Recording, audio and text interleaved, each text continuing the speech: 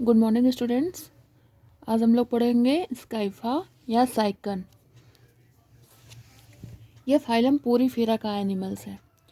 Phylum protozoa में हम लोग ने प्लाज्मोडियम पढ़ लिया। अब हम पढ़ेंगे फाइलम पोरीफेरा का एक एनिमल जिसका नाम है साइकन या स्काइफा।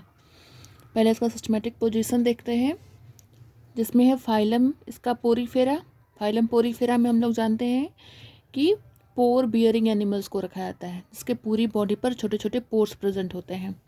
क्लास है इसका किलकेरिया, ऑर्डर है हेट्रोसिला और जीनस है साइकन। तो सबसे पहले इसका हैबिट एंड हैबिटेट देखते हैं, वास स्थान और इसका स्वभाव कैसा होता है। तो साइकन समुद्र में पाए जाने वाला किरकेलियस स्पंज है जो दूर दूर तक फैला रहता है। यह समुद्री होता है जो मैराइन वाटर में पाया जाता है और यह उत्तरी अटलांटिक तटों पर सबसे ज़्यादा पाया जाता है। यह एकल या सोलिटरी हो सकता है या फिर यह बर्डिंग के द्वारा कॉलोनी बनाकर रहता है। ठीक है, एकल मतलब अकेले भी रहता है या फिर अपने बर्ड्स के द्वारा शाखावंतित होकर एक कॉलोनी बनाता है और कॉलोनी में भी रहता है। साइकन को साधारणतः अर्न या कलश स्पंज के नाम से भी जाना जाता है। साइकन को कलश स्पंज भी कहते हैं क्योंकि इसका जो आकार होता है शेप वह कलश के आकार का होता है। इसे क्राउन स्पंज भी कहा जाता है। क्राउन मतलब ताज जो होता है सर के ऊपर। इसे क्राउन स्पंज इसलिए बोलते हैं क्योंकि इसका जो ऑस्कुलम होता है, उसके जो ऑस्कुलर फ्रिंज होते हैं, अभी हम लोग देखेंगे ऑस्कुलम और ऑस्कुलर फ्रिंज क्या होते हैं। तो ऑस्कुलर फ्रिंज एक क्राउन की तरह दिखाई देते हैं, जिसकी वजह से इन्हें क्राउन स्पंज भी कहा जाता है। शेप, साइज एंड कलर इसका देखें तो साइकन के शरीर की लंबाई 1 से 3 सेंटीमीटर तक होती है। ज़्यादातर ये स्लेटी या हल्के भूरे रंग के होते हैं। इनका आकार जो है वो कप के आकार का या कलश के आकार का होता है और ये फूलदान के आकार के भी दिखाई देते हैं। एक्सटर्नल मार्फोलॉजी देखेंगे बाह्य आकार की, तो साइकन के शरीर का निचला आधारी भाग जल में उपस्थित चट्टानों या अन्य ठोस स्तरों पर चिपका रहता है। साइकन का जो बॉडी होती है उसका बेस पार्ट जो नीचे का पार्ट होता है वह समुद्र में किसी स्थान पर चिपका रहता है। इस सिरे को एडहेसिव डिस्क या स्टोलन कहते हैं, जिसकी वजह से ये नीचे किसी भी बेस के साथ अटैच होते हैं।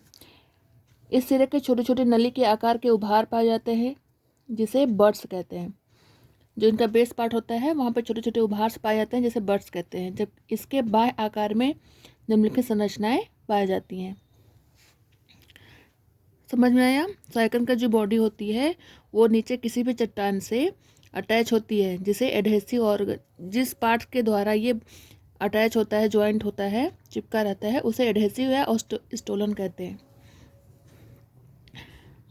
इसकी बाह्य संरचना में कौन कौन से अंग पाए जाते हैं? जैसे पहला इसमें ऑस्कुलम एंड ऑस्कुलर फ्रिंज। तो साइकन का ऊपरी स्वतंत्र सिरा जो होता है वह सकरा होता है, जिस पर एक चौड़ा छिद्र होता है जिसे ऑस्कुलम कहते हैं। ऑस्कुलम को एक्सहेंट या एक्सकरंट छिद्र भी कहा जाता है।